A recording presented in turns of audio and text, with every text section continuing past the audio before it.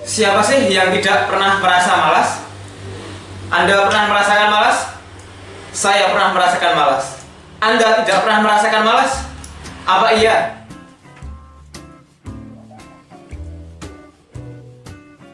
Assalamualaikum warahmatullahi wabarakatuh. Selamat datang di channel saya, Lucky Indra Pradipta. Pada video kali ini, kita akan membahas tips melawan rasa malas belajar. Bagaimana melawan rasa malas, khususnya rasa malas dalam belajar? Tips yang pertama, tumbuhkan motivasi dari dalam diri kita sendiri.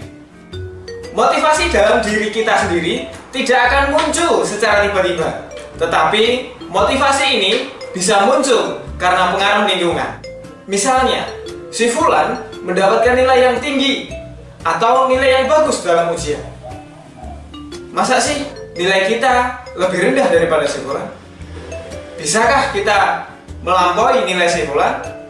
Bisa, asalkan kita mau belajar supaya kita mendapatkan nilai yang lebih tinggi daripada si Fulan. Ketika motivasi dalam diri seperti ini sudah muncul, maka langkah pertama yang harus dilakukan adalah ayo belajar. Lakukan, action. Jangan hanya berada dalam angan-angan saja. Ketika kita menunda langkah-langkah yang harus kita lakukan, maka waktu itulah kita kalah. Tetapi ketika kita mau melangkah, langkah pertama langsung belajar. Mulailah belajar. Tips yang kedua, mulailah belajar 20 menit, 5 menit. Maksudnya adalah belajarlah selama 20 menit. Entah dengan membaca buku, meringkas materi, membuat peta konsep, menghafalkan materi, mencoba latihan soal-soal ujian, atau yang lainnya. Tetapi 5 menit kemudian silahkan untuk istirahat. Isilah waktu 5 menit ini dengan minum air mineral, minum kopi, atau makan cemilan.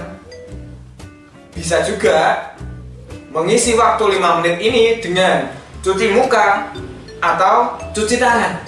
5 menit waktu istirahat ini tujuannya adalah untuk menghilangkan rasa bosan dalam belajar. Ketika rasa bosan dalam belajar hilang, maka semangat belajar akan terus dan terus. Tips ketiga, membuat jadwal dan target. Hal ini perlu dibuat karena untuk menata kegiatan kita. Jika jadwal dan target kalian terpenuhi, maka jangan segan-segan untuk memberi reward kepada diri sendiri. Misalnya, sore ini target kita terpenuhi, membaca 10 halaman. Maka nanti malam rewardnya adalah bermain game atau yang lainnya. Tetapi sebaliknya, ketika jadwal dan target tidak terpenuhi, jangan segan-segan untuk memberi punishment kepada diri kita sendiri. Misalnya, sore ini membaca 10 halaman tidak tercapai, maka punishmentnya besok targetnya dikalikan 2 kali lipat menjadi 20 halaman. Tips keempat, minta orang lain sebagai pengingat atau reminder. Hal ini perlu dilakukan karena sangat membantu. Misalnya kalian minta tolong kepada orang tua kalian, atau minta tolong kepada kakak kalian, atau minta tolong kepada teman kalian. Untuk apa? Ya, untuk mengingatkan jadwal dan target kalian, agar jadwal dan target kalian terpenuhi. Tips yang kelima, sesuaikan dengan gaya belajar kalian. Ingat, tidak ada gaya belajar yang terbaik. Adanya gaya belajar yang paling cocok. Beberapa gaya belajar antara lain. Gaya belajar yang pertama adalah belajar menggunakan gambar. Misalnya seperti ini. Kartu gambar yang pertama ada gambar kelapa, sedangkan sisi sebaliknya ada keterangannya. Jadi lebih mudah untuk belajar menggunakan gambar. Gaya belajar yang kedua adalah membaca dan merangkum.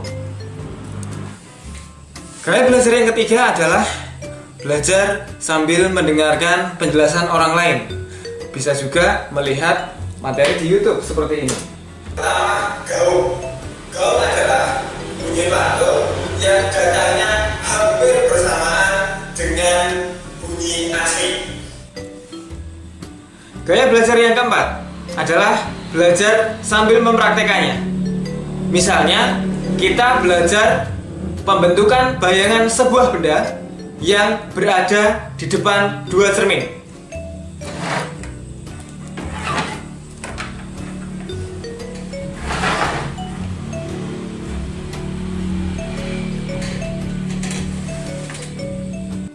Jadi, gaya belajar yang cocok dengan kalian tentukan sendiri ya. Demikian video kali ini. Jangan lupa like, subscribe, komentar, serta share video ini ke seluruh media sosial Anda. Terima kasih. Wassalamualaikum warahmatullahi wabarakatuh.